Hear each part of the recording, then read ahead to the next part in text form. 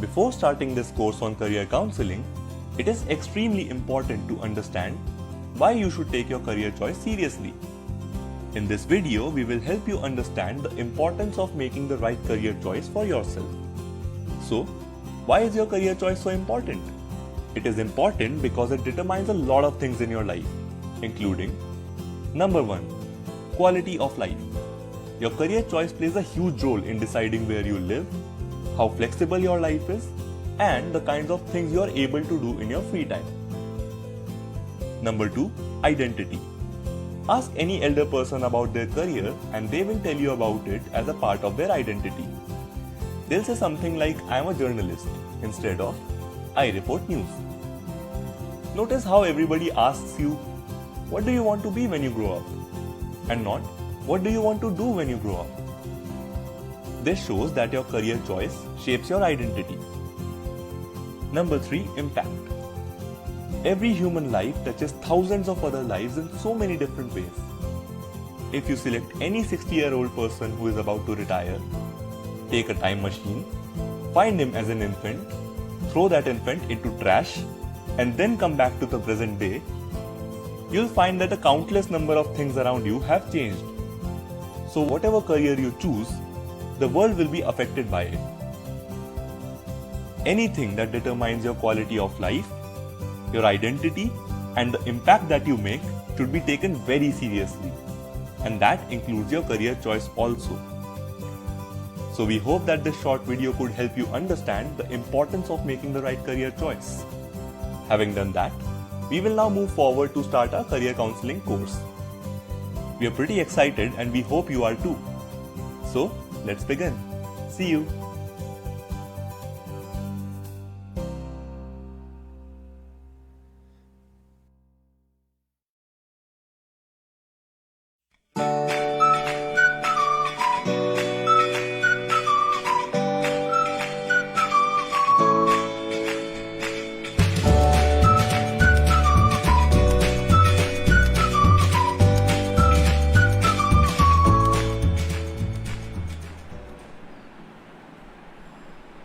Hello everyone, welcome to day 34 of Pro Bono's live podcast. सबको स्वागत है. The audience, for Aditya, Mr. Sen, and of course most importantly Adi Stantia, who is with us here today. पहले मैं इनका introduction कर देता हूँ. So Adi Stantia has completed his bachelor's degree in computer science engineering from JP University of Engineering and Technology in 2017. He is working towards leveraging the available human data to deliver precise insights which further help people to make better decisions. He is proficient in coding, specifically in Python and Scala. I'm sure that's how it's pronounced. Working on technologies like Spark and Hadoop. Being a data scientist, his role is to extract gold out of haystack, developing statistical and machine learning models to fit the business scenario and catering to the never-ending needs of the dynamic world. Firstly, Adish, thank you so much for being with us today. We are very happy to have you with us. So, if you could give your introduction in your own words and address the audience firstly. So, as you said, I completed my bachelor's in 2017 from JP University. Computer science, from the very beginning, it was my self-interest. I didn't have a coding background before then. Like most of the students, they also have Java or C++ in their +1 and +2, but I didn't. It was sort of a self-interest, which I had from like a long time back. And after that, so in 2018, I started working as a data scientist in health, and my domain is healthcare. So it's really it has been such an interesting what do you call it as a sector, I would say, to work in, because like you get to connect these dots. It's like solving a puzzle, and then you can paint sort of a very realistic picture out of data, which is really amazing to me. So yeah. Firstly, again, engineering field का मेरा कोई भी idea नहीं है. Neither am I knowledgeable, not even a little bit about medical field. So I'll straight away direct this towards Aditya. who has a fair knowledge about engineering, क्योंकि engineer graduate है, वैसे उसमें तो परस्यू किया नहीं, लेकिन I'll take his word for it, and over to you, Aditya. So yeah, guys, hi, welcome to Adish. Thank you so much for joining us. So as Saman said, मेरा उतना खास कोई एक्सपीरियंस है नहीं computer engineering में, but yes बोलने को मेरा एक डिग्री है इंफॉर्मेशन टेक्नोलॉजी में, सो आई लर्नड अ बिट. आदिश, सबसे पहले शुरुआत करते हैं डेटा साइंस के डेफिनेशन से. So when you say you are a data scientist, what exactly does that mean? आप बहुत सारे डेटा के साथ क्या करते हो? So, बहुत सारा data, if it is not processed, let's say, if it is not properly aligned to your business requirement, it doesn't mean anything. It's like you are given letters and then that's it. So just to weave those letters into something explicable, that's what a data scientist does. So let's say I have a scenario. I just want to use this knowledge of data science, or let's say statistics. Basically, data science is nothing but statistics plus coding combined. So previously, those who used to be great statistical mathematicians, they used to be called data scientists. Now, this word data scientist has sort of like it's generalized now, but yeah. So those who were good in stats and those who used to be good in coding, those were called data scientists back then. So they how they used to uh, model the data around a specific problem. For example, I just want to use the student's profile to correlate, let's say, uh, uh, correlate with other students' profile and to recommend them what career choices they can have in future. I'm just suggesting one of the use cases of data. So, or data science also include, apart from dealing with a lot of data, it also includes handling big data. So big data is one of the buzzwords in like uh, it's in the what do you call it, like in the domain, and it's nothing but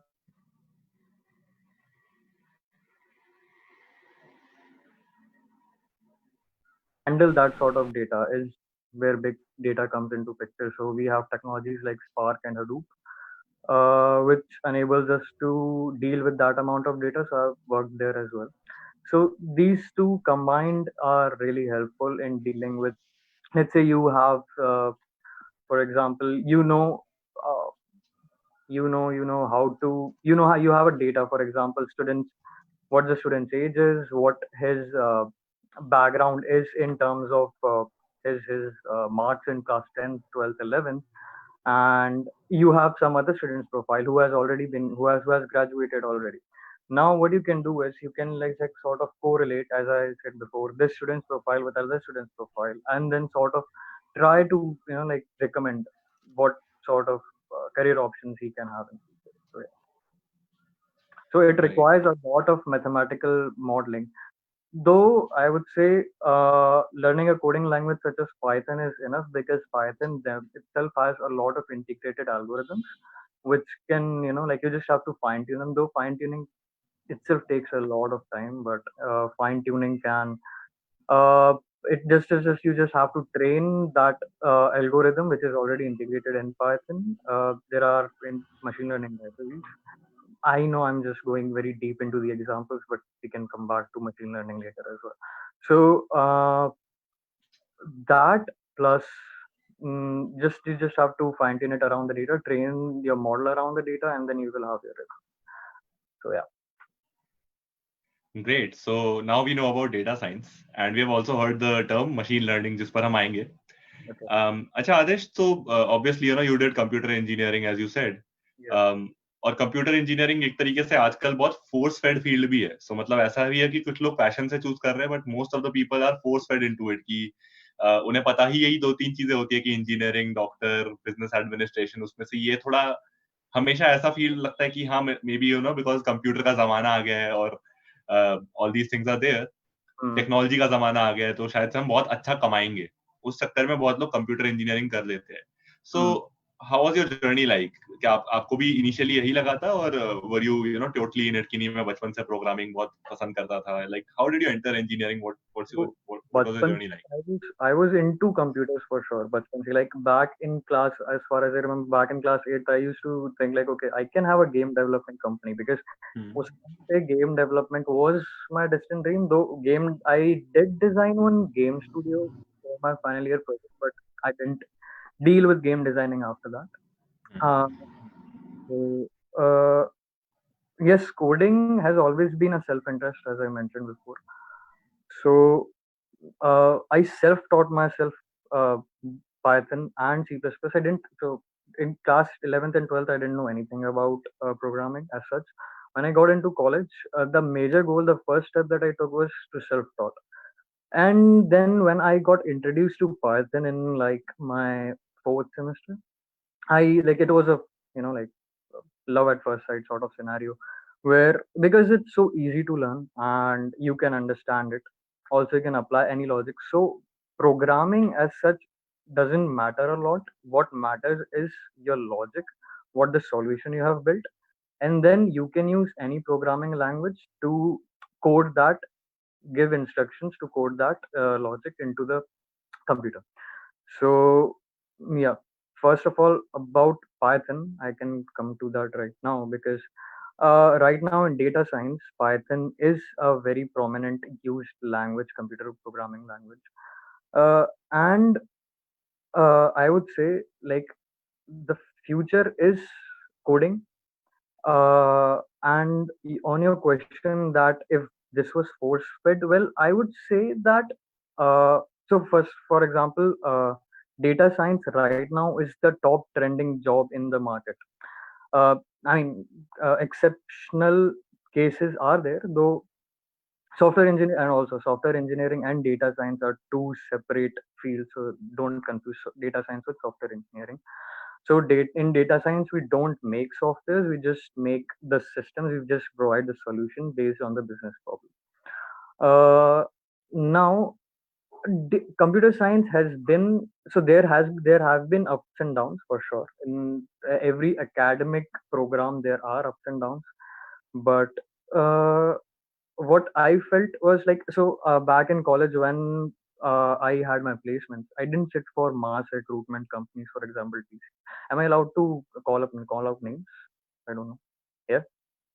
So I didn't sit for these mass recruiters like TCS and Infosys because they didn't appeal to me that much. It was always big data and data science. And so I had this subject called RDBMS.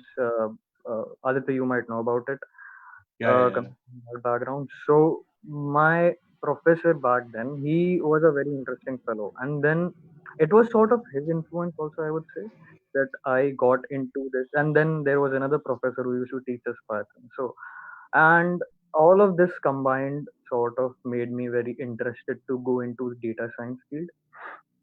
Also, data science, given the fact that we have lots and lots of opportunities in there. So yes, what happens is like at the very beginning of your career selection you always go by the fact that okay, which career option can I do first of all, I mean the aptitude that I have accordingly, and then if I do this, am I able to earn good.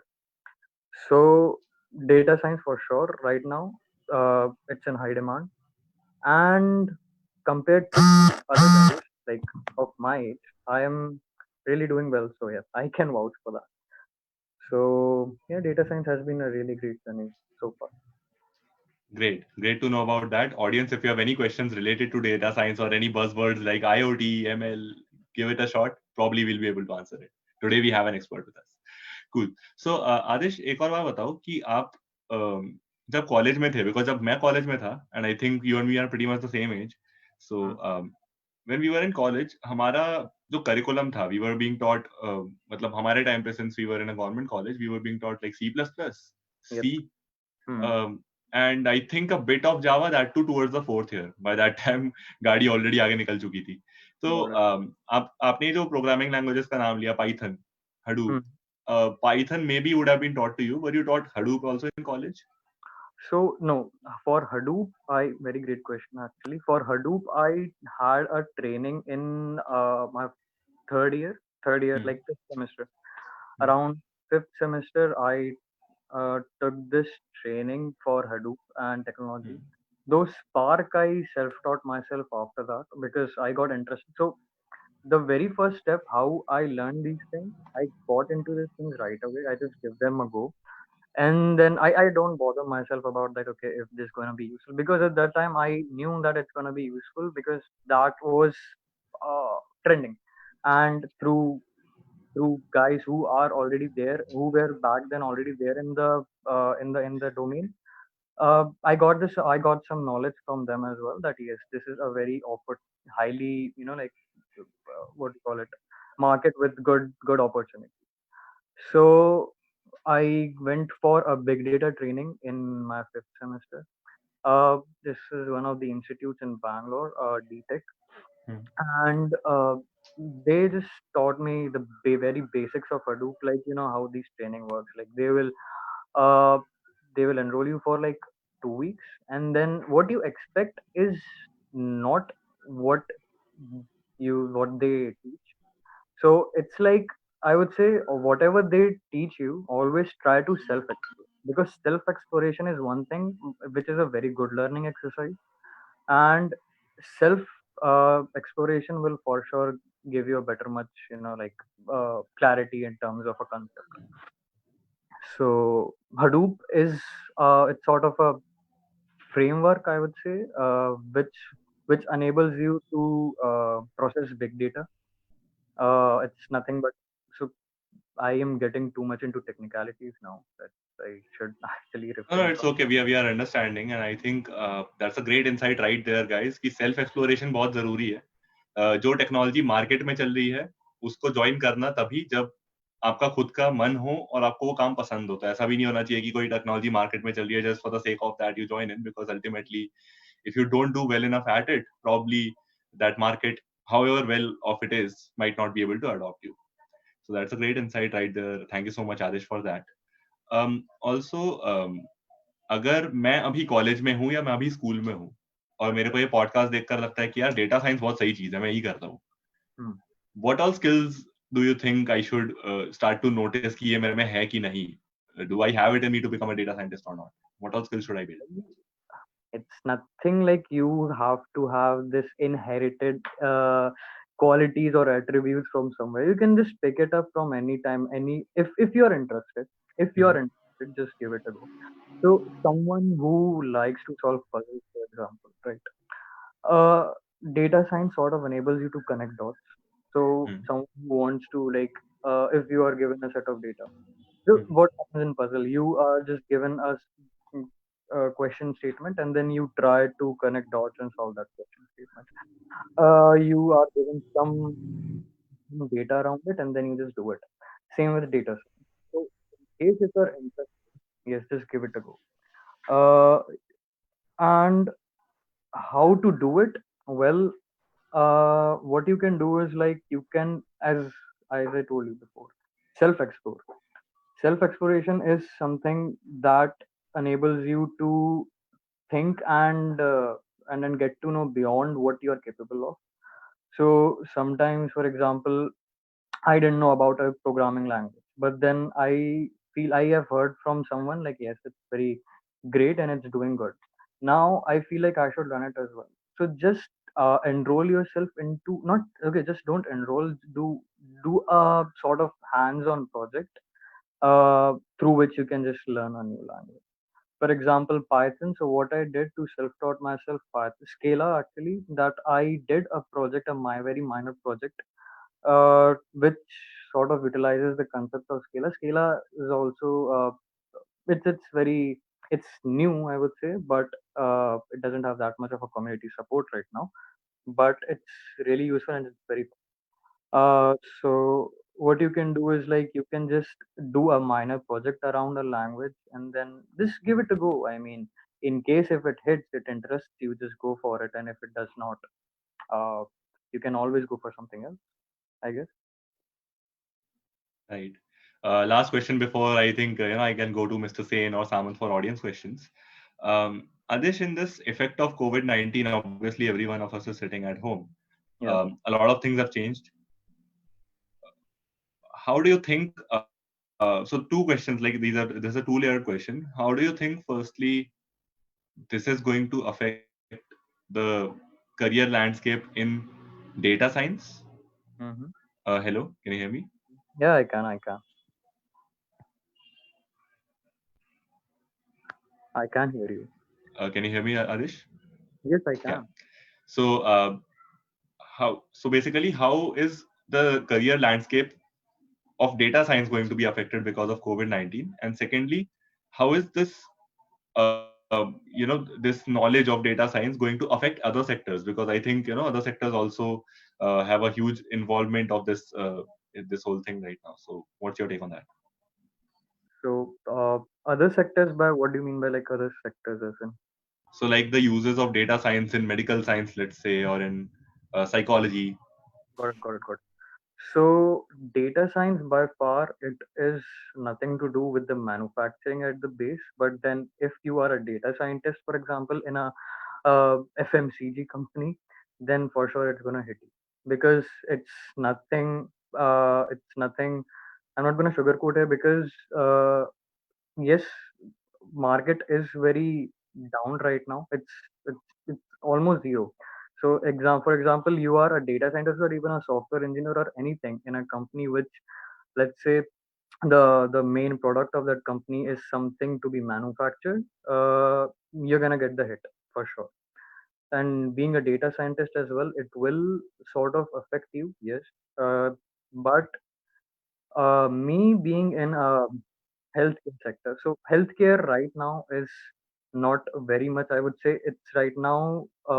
It's going other way around. It's really doing good because of a lot of companies investing into pharmaceutical and healthcare companies like us. So yeah, uh, that way right now, me being a data scientist in a healthcare company is safe. But uh, I think because, for example, I got to know about this that even guys in United States who are working on TCS contracts, they got laid off. So that's gonna hit for sure, and it's already doing it. And coming to your second question, healthcare industry, how data science uh, is it's helping in the solving this COVID situation is, for example, you know about this Arogya Setu app, right? Like it's really buzzing everywhere right now. So it's sort of a pool of public data. Whoever has downloaded it, they have this information of who is going where, coming in contact with whom, and who is living where.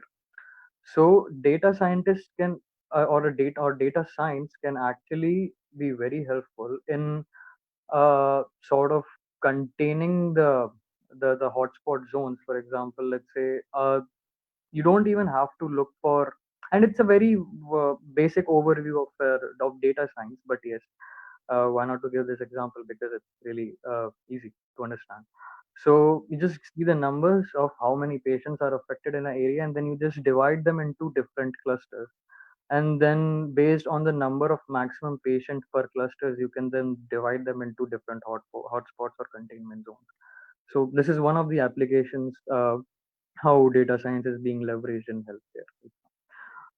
Also, for example, you can use data science to calculate the risk of you getting COVID if you travel to some specific place. For example, if I have to travel to Kochi to, let's say, LP, so what is the risk factor that I have, the chances of me getting COVID when I do the traveling? So, this is one of the use cases as well. So yeah, I mean there are really great applications that can come into picture, but right now the problem with COVID is even though uh, lot of citizens, people around the world are affected by it, but still uh, the ones who are researching on it feel that it's not a good amount of data to come to any conclusion. So yeah, I mean post COVID there will be a lot of developments on how to. They will for sure use this data to to build strategies around how to deal with such pandemics. But as of now, it's still in a ongoing research phase. It's a work in progress, I can say.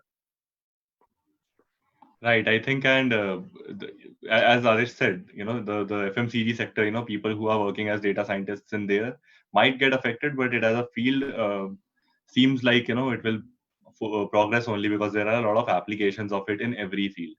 Yeah, Like for example, Zomato is now shifting from food delivery to groceries. So they have worked the way around very well. But still, I think they have asked, and many companies will be asking their kind of employees to take pay cuts, and it's totally understandable. So with that, I think Samant can take up some audience questions. We have a few audience questions. Firstly, Anita ji, Anju ma'am, Abhijit Ghosh, Pushkar Das, and Sudipta and Pragya. Everybody is in the chat. तो पहले एक बार मैं अपना खुद question पूछ लेता हूँ.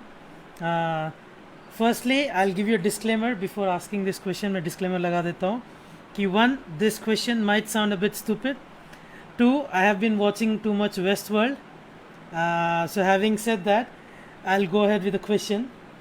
Yep. So Adish, data science, or with so much given enough data and given enough based on an understanding of human psychology, yes, algorithm be, let's just say for hypothetical reasons, if we could make it, could there be personality predicting or action predicting softwares given data and for sure. all the factors if they fall in place, basically? So I can give you an overview of the project I am working on. Based on patient's history, patient's profile, we are going to predict. It has already started showing good results actually, and we have got good clients as well. So you can actually predict what are the what are the chances of a specific disease being, and what are the chances of a person getting infected by a specific disease. And also the behavioral pattern, you can, yeah, for sure you can do it, because I think based on your what do you call it, like the surfing history, I would say, based on the cookies that you generate while you browse on a web browser, or while you do anything, while even if you chat with a friend on Instagram DM, you are continuously getting scanned, I would say, like what's the word, I forgot the word. It's like they are doing analysis on you at the same time, and then you receive self tailored, like custom tailored ads, advertisements. So yes, pretty much it's possible, and it's actually happening right now. Your Netflix movie that would be recommended to you will be based on what you have watched earlier. So yeah, So, so it is a sort of a use case of that behavioral analysis that these guys do in the back end of their application. yeah, so the examples you gave are like very specific to one small part of life, where you can actually, I guess you could create patterns. But then the question I was asking was, could there be behavioral patterns keeping in mind the concept of instinct or Okay. fight or flight in a human, because those Uh, are unpredictable. Like, could there be a situation where we can maybe predict that, like walk around that particular human nature? so we to predict specifically what, like the behavioral human behavior, or to incorporate that human behavior in a machine. Like, am I going right? Is that a question? I'm saying, given enough data, can a machine predict a human's actions, They do. basically? They can, for sure. Great awesome. कुछ ज़्यादा ही sci-fi movies and TV series देख रहा हूँ मैं. Because these sci-fi television shows are very well researched. They are based on future premise, but for sure, future does look scary, and it is a possibility, I would say. And my personal recommendation, do watch Westworld if you're into some sci-fi stuff, I guess. I've seen a couple of episodes, but not more than that. Anyways, Right. So we'll take a few audience questions. Firstly, we have a question from Anita ji, who asks, what do you think about data analytics and big data analytics? Yeah, well, there is this. So if you look, if you all can imagine a Venn diagram, right?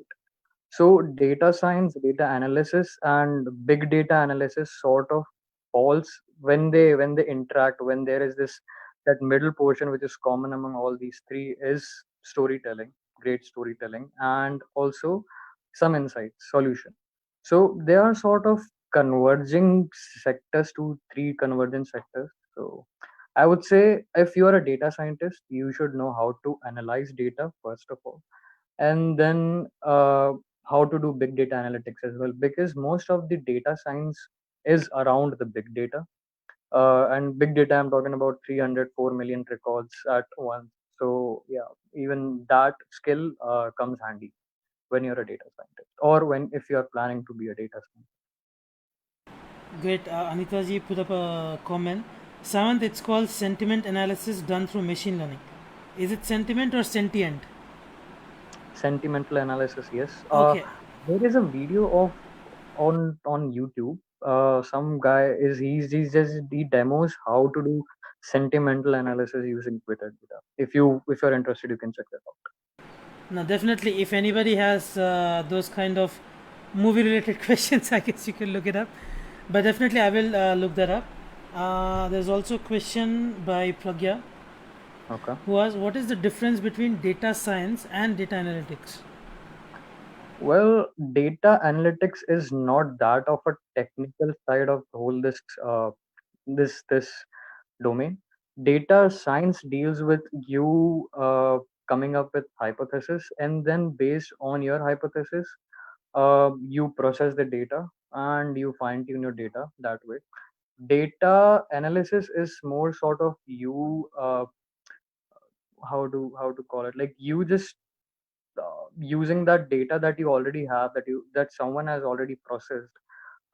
You just make a, make sense out of it. That's it. So someone who has a technical prowess, for example me, I can always I can so a data analyst can tell me like, okay, this is what we're supposed to do, and I have analyzed the data and I know how to generate the solution of this data out of this data. A data scientist working with a data analyst can actually build a algorithm, or let's say computer program, which can make, like, convert that whole data, that chunk of data, into something meaningful. Great. I'll pretend I understood all those technical details. Did I answer question, or I can Now, like me, I do not understand the technical stuff. So, Aditya, if you can pitch in over here. I'm just the dumb host over here at this point. and just let me know if I am not being clear, because right now I feel like in case if I'm not being clear, I should know about it. No, definitely, and I think Adish has already explained in very like open-ended and very kind of user-friendly terms, if I could say that. So basically, data science and data analytics, I think from what I understand, and Adish can correct me if I'm wrong. So data science is the whole field. Data analytics is one part of it where you analyze big data. If I can. Yes, so you can. It's like you looking at the data and telling a story to a bunch of guys in a conference room. And to build that story, you need a data scientist. Hmm. Right. Also, Adesh, if once we have structured this question, and before kind of moving on to Mr. Sain to ask, and he always has this amazing philosophical bent of questions. So, I would want to ask you one tangible thing. What is the difference between machine learning and artificial intelligence? Because I've seen people generally confuse themselves between both Mhm. of these. So AI is nothing but you. It's AI is non-human intelligence, which Hmm. is it's very clear from the name itself. Machine learning is one way to achieve artificial intelligence, and there are Okay. other concepts as well. For example, deep learning, neural nets. So it's sort of a very big set of uh, concepts. So you can say machine learning and even neural nets can, like, fall deep neural nets. All of these concepts can fall into this very big set of different concepts. Right. So yeah. Great. So now we know the difference, guys. If you have any more questions about the recent buzzwords, even IoT, blockchain, anything, you might as well ask. So I would like to move on to Mr. Sain for him to ask his set of questions. Thank you, Aditya. Good evening. Welcome, Adish. Namaskar, everyone, and welcome to all our regular viewers. We're always out there, and thank you all for being around. Now, Adish, you're on the. If I can describe what you're doing, is you are actually in the stage of transforming. You're in the stage of transforming from the old, the way things used to be, to the new, the way things are going to happen. That's correct. And That's in very, this, sorry? nothing. No, you just go ahead. Go ahead. Okay, in this whole thing, I want to build a story, a narrative with you. How does that sound? Perfect. Okay, okay. So in the narrative, what we have is the beneficiary. So the beneficiary are the people who are going to benefit from whatever is being done. So it could be you, me, Aditya, all the viewers. They're all beneficiaries. They're all benefiting something. Now, for them to benefit, we are going to use a certain amount of artificial intelligence and machine learning Mhm. who will actually take care of innovation from an ecosystem that is all around, which is fueled by data strategies, which comes from big data and data lakes, and then doing data science on it and data analytics and taking it all forward. But data is something like gold. It's the future gold. So this future gold needs to be protected. We need to take care of the data, otherwise people they're already out there in the cyber world, in the internet world, who are just looking for data to steal. So they are stealing a lot of data, and we call them hackers. But what they hack is the data. That's what they do. So we need to put a security around that data. And to do all of this, we need to actually do an administration and a governance. Now, let's take an example. You take an example and build a story through this so that everybody who's there in the audience can understand the benefits that come to each and every simple human being around. So the parts are, it's beneficiary focused, the Mhm. benefit. It's the interaction with the beneficiary is based on artificial intelligence and machine learning. It could have a lot of edge computing and stuff like that. So I'm going to put in a mixture out here. Driving that machine learning and artificial intelligence is innovation, which is derived from an ecosystem in which we live. So the ecosystem that we all live in, a very simple ecosystem. We have the house, we have the transport, we have the grocery, we have the vegetable guide, so on and so forth. Uh, that the whole thing is residing on a data strategy, which is based on data lakes and data pools. You have data science and data analytics and so on that is built on each other. And it's finally fed into that innovative way. So how is data driving innovation, which is driving AI and ML, which is benefiting everyone? But we also need to protect the data. So how we can do that and how we are administrating this whole thing. You take an example of anything that people will understand and take them through this, because I believe what I just told you is what is technically known as digital transformation. Right. So I can build a story around this, and I can give you a very recent example. You almost all of you might have heard of Tesla. How Tesla has sort of disrupted the transportation in states, though still a lot of people still don't buy Tesla that much, but it's growing day by day. So what Tesla did Tesla is, is a self-driving car. yeah, I it's a think that self-driving car, yes. And so there you don't need a driver to drive the car; it drives by itself. yes, but still there are some do's and don'ts and ifs and buts, because Tesla, it doesn't drive itself on a very busy road or a narrow road. It only does on a highway. But being like, said that, so For example, you using a driver's data who has already driven car on highways in the United States, you use that data to drive this innovation, this innovative program that you have to launch your product, which is self-driving cars.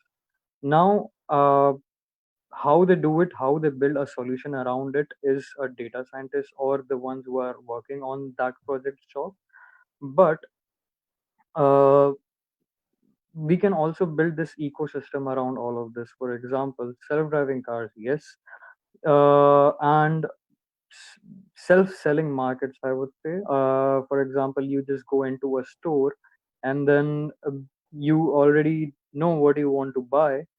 Your phone, it has this, we have option of wish list on Amazon. So you just go into a store, and then it scans. As soon as you get into this store, it scans your Amazon wish list, and it selects it selects those products beforehand, and you take them, and then you just go out. In case if you still feel like going to a convenience store or somewhere, though delivery still work. Another example I can give you is about Fitbits, right? Those sports, uh, they take your heartbeat and other data. They collect a lot of data. For example, your pulse rate and how fast did you cover a specific distance, or how much distance you cover every day. So based on your pulse rate per day,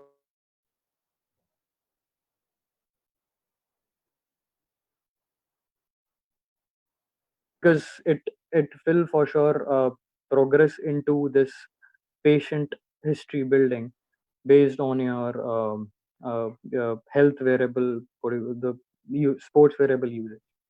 Now, all of this, for sure, the innovation that comes out of it will be from data, because these guys are built on data at the very beginning, the root level. And then when you start using these applications, you keep on collecting data, you never stop. And by keep on collecting data, what you do is, like, you upgrade them, you bring more human insight to your applications or your ecosystem.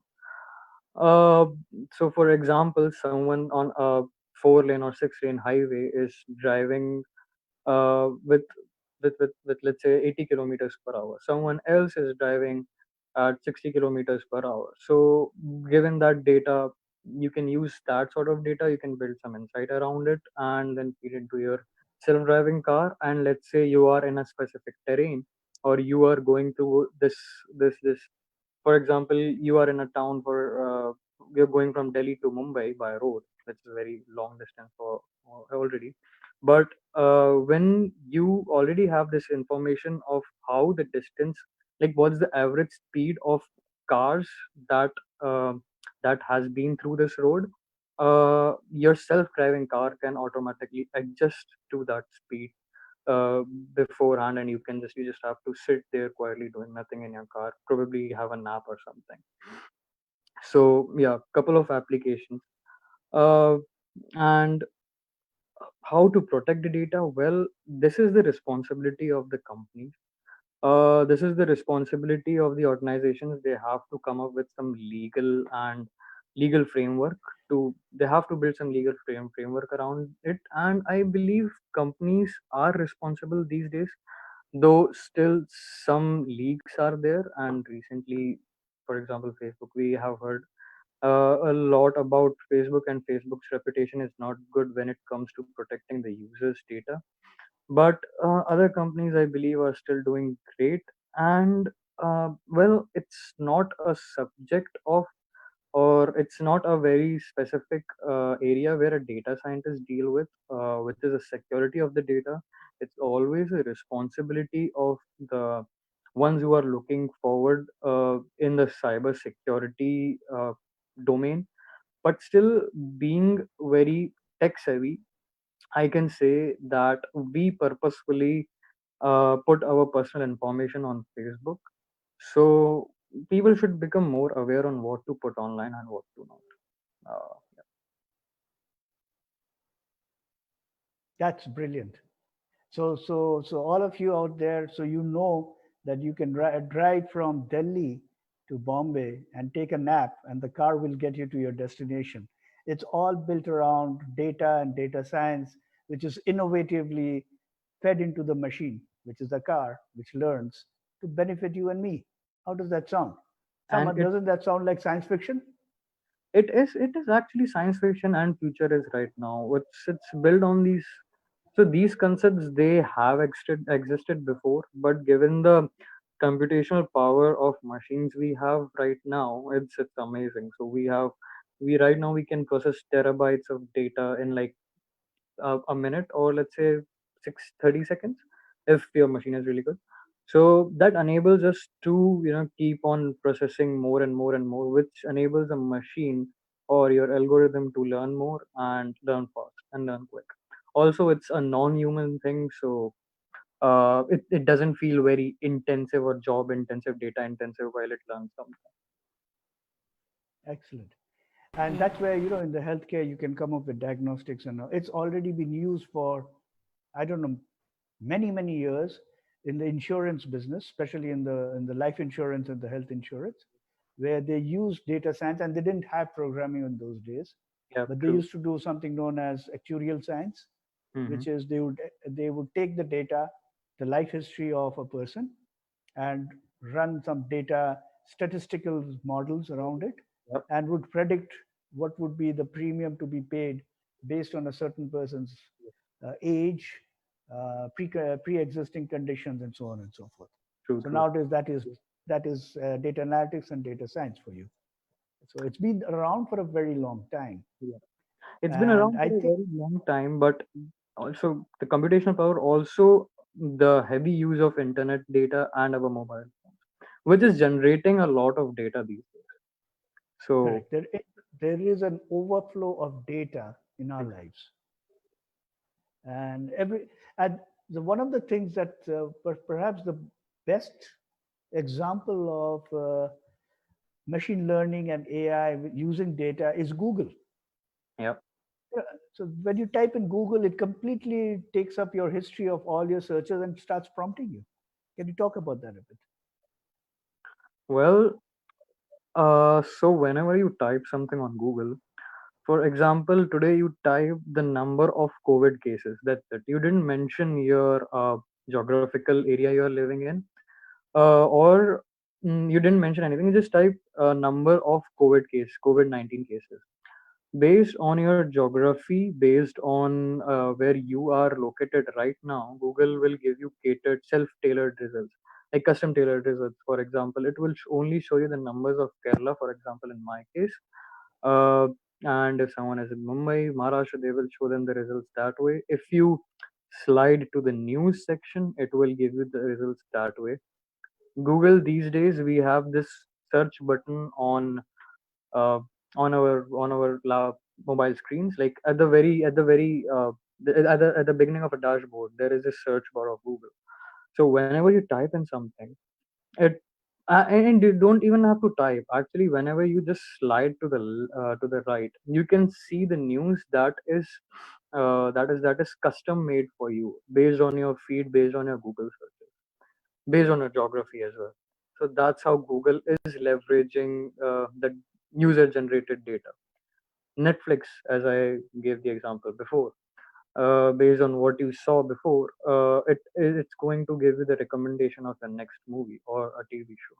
It already gives you this sort of this matching of content that you are interested in. When you can see this sort of green stats that it gives on left mid corner, 78% or 80% of the things that you have seen. It is sort of a match percentage of what you have seen before.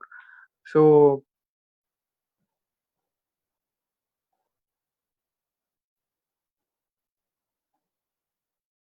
and Apple, for sure, they're trying to build this sort of ecosystem around it. They have something called Amazon. Amazon also has it.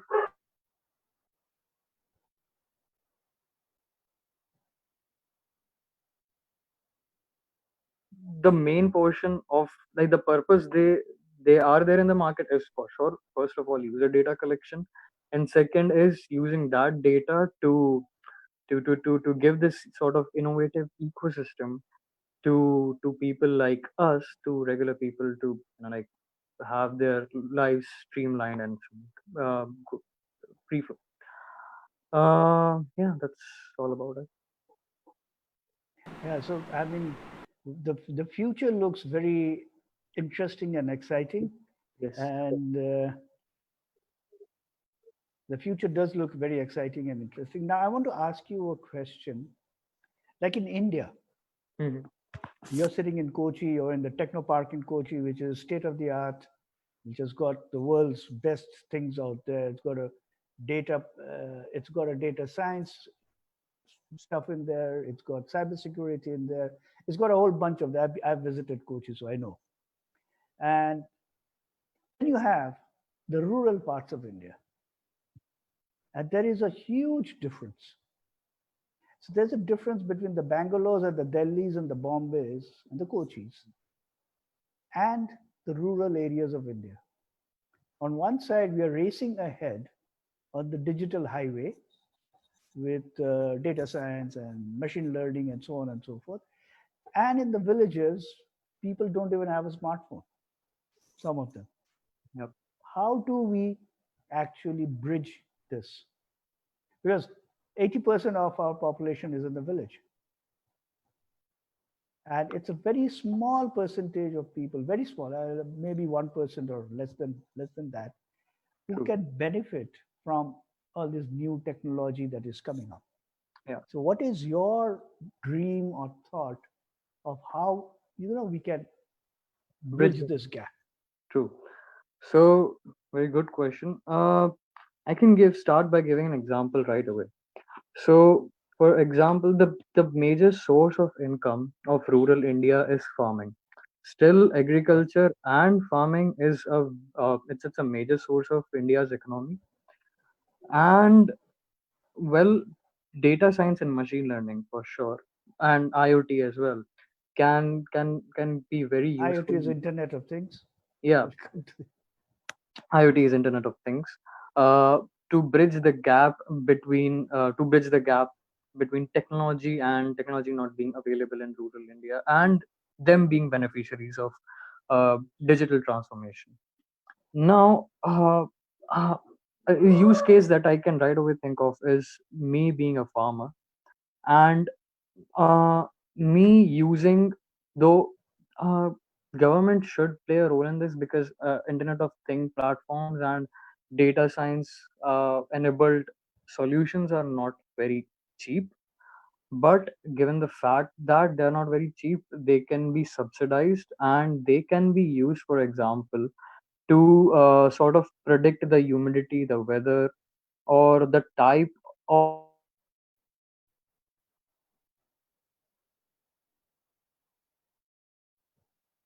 might need to grow well in a specific area. I might sound a bit, I mean, it sounds so oversimplified, but it is just something that coming into my head right now. Like, there's this flash of ideas, influx of ideas that we can use to bridge the gap between digital transformation and rural India. So, using this information, a farmer can actually decide in advance, take this decision and build a strategy in advance on how to and when to sow the first seed of, for example, soybean, and how to carry on his daily routine around that cultivation. And once he know, based on the data, so data collection will still play a very big role here. First of all, you need to collect data from rural India, which itself will take some time. And then once you have the data, you can build a product which can easily predict the time your crop is going to reap. Uh, you can factor in things like weather, soil conditions, uh, the financial situation of a farmer, or the farmer using specific products or not. Using all of this, you can just predict the time when your your cultivation or your crop is matured enough to, like, just to go out, and you can just, in case if you have this advanced information that you're gonna have hailstorm 2 days before, you can actually try or build a strategy to protect your crop and save yourself from damages. So that way you can, I can give that example right away to bridge that gap between digital transformation and rural India. It sounds like a very far-fetched idea. I agree to that. And the ones who should play a very big role in this is the local authorities or government, because they should be the responsible ones. They should be made responsible to collect the data from rural India, because it's not very easy thing to do. It's rather a tedious task. That's absolutely right. And for the benefit of the users, Adesh, can I request you to very simply explain the concept of Internet of Things and how it bridges the gap Yeah. between the physical world and the virtual world? Very So, simply, so that people understand. so Internet of Things is nothing but your different objects. Let's say, for example, in your house, your fan is connected to your temperature taking thermostat. Now thermostat, through this network of internet, on the network. Now your thermostat knows what's the temperature of your room, and that can then your fan can, and your fan also knows that was the temperature. Now that way, or you just replace fan by AC. Your AC can, like, adjust to the temperature, like adjust to its own temperature, given the fact that the specific temperature of the room, let's say if it is 40 degree Fahrenheit or 100 degree Fahrenheit. Based on that information, your AC can itself adjust its own temperature to, let's say, the room temperature of 97, 80, something around 80. So that is a good example. You coming inside, you want sort of a different style of lighting in your house, and you get inside your house, and based on your mood, which you can tell your lightings and LED bulbs around the house by your cell phone, because it's all of them are connected through on a network. It can sort of change this light ambience of your room or hall or living room based on your mood. So the simplest everyday example of an IoT in your home will be Alexa. So you say, Alexa, you put on the music or you put on the light, and there you go. So that's a very simplest application of an IoT, I would say. And also IoT keeps on collecting data. So when it keeps on collecting data, it has this potential to become better and better. I believe Alexa one day will understand more than it does right now. So yeah. Excellent. I'm sure people have learned a lot from what you have been telling, the stories and all that. Beautifully done. So, Samant, I think he's waiting with a lot of interactions from the guests. Yeah, so one question I had was, Alexa, would anything I say be used in a court against me? That's me. I don't want Afraid of Alexa. and I just don't record whatever I say. Also, Mr. Sen, you asked me, like, am I excited for self-driving cars? Yeah, so not exactly. The reason being, I enjoy the sound of the motor. I want to be in control of the machine. Also, I've grown up playing GTA San Andreas, so I'd be more excited about Jetpack, to be honest. Okay. Okay. That's nice. There is a couple of comments. One comment by Anita ji. According to me, agri-techs can bridge this gap, Mr. Sen, between technology and. Okay. Right. You want me to answer, right? No. She was commenting on how we can bridge the gap between the rural part of India and the I would love to have a separate discussion with anybody on this subject. Yeah, I think we need to record that particular conversation, because based on the comments and the interaction, we need that interaction to be public. Everybody wants to hear that. Right. So I'll take some time off from Adish. So now what's happening is we had the industrial revolution, Yep. then we had the information revolution, Yep. then we have the digital revolution, Yes. and now what we're looking at is something known as Industry 4.0 Yep. going forward. Yes. So now in Industry 4.0, so we are having all sorts of 4.0s. So we have education 4.0, we have warehousing 4.0, and we also have agriculture 4.0. And what we in India, we have been calling tech. So we call them edutech, health tech. These are nothing but another way of looking at the e-commerce platform. Because I am involved with one of the two of the startup incubators. I'm mentoring people over there, and all the techs that have been, the word tech Yep. is used for most of the e-commerce solutions. Yes, I agree.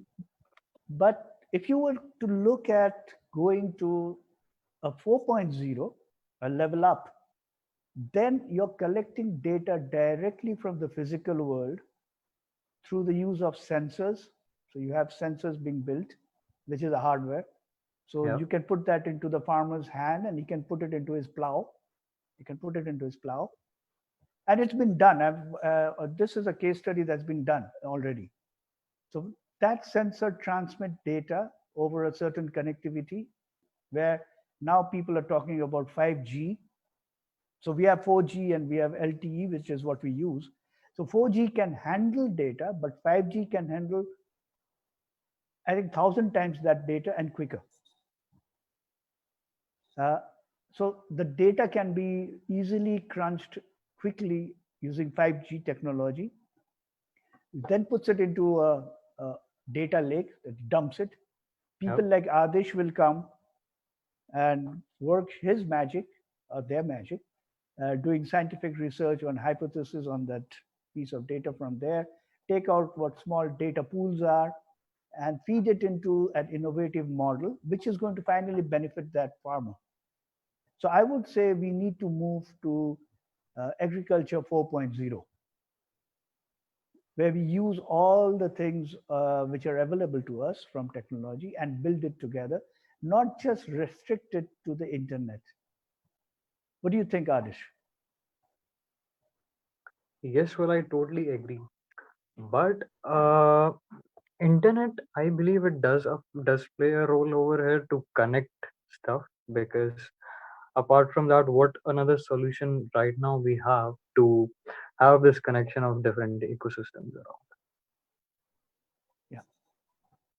And I do know that Facebook wanted to connect to all the rural villages in India. It was stopped by the regulator. Yeah. And now they have actually come in and bought shares into Geo to do the same thing. Yeah. So we're going to see some very exciting times in digital thing. It will be very interesting to see how without internet you're gonna collect data and build solutions around it. As of now, I'm not aware of it though, but as of now, I'm not sure whether it's possible or not. Right. I mean, there could be a solution on intranet, not internet. Okay. So it's a closed group where only some people can have access to it, and you can work on that instead of a public internet. And many people are doing it. It's still a network, I guess. It is still a network. Yeah. Yes. So it can either be a wireless network or it can be a wired network.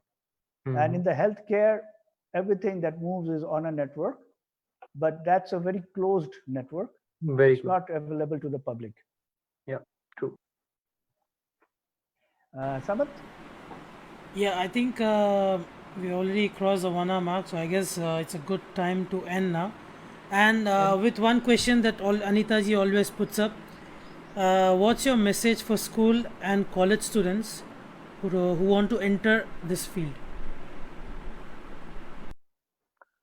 My message to them is first, give it a go if you want to self explore for sure, because it's something that you don't want to invest very heavy on, and you don't even have to, and it doesn't take a lot of your time. Just do it though, for sure, because someone who is very much interested in solving world problems using mathematical algorithms and all that jazz, it's a really great field to go for. Great, that was a good experience. Like मुझे तो बहुत सीखने को मिला. All the AI, ML, etc. मेरे को बस overview पता था, you know, basic understanding that any layman would have.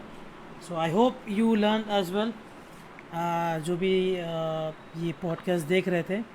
Firstly, Aditya, Mr. Sen, and the audience, thank you so much for your questions, comments, and insights. And I enjoyed the conversation between Mr. Sen and Adish. Like मैं सोच रहा था, let's not interrupt, let this keep going. Like we are getting to how do I put this? A mix between the philosophy and the material, so to say. I don't know. I'm trying to sound profound now. Anyway, Adish, thank you so much for talking to our audience, talking to us. No, thank you for sharing your experience as well. And we're looking forward to self-driving cars in jetpacks. That's just me, but looking forward to that. It's a long way to go, buddy, but still, we can always think of it for sure. Yeah, looking forward to immortal life as well. I'm gonna stay there till the jetpacks come around. So guys, thank you so much. Stay indoors, stay safe, wash your hands. See you tomorrow at 6 p.m. same time with another guest. Like and follow the Facebook page. Turn on post notifications to get notified when we do go live. Take care now. Bye bye.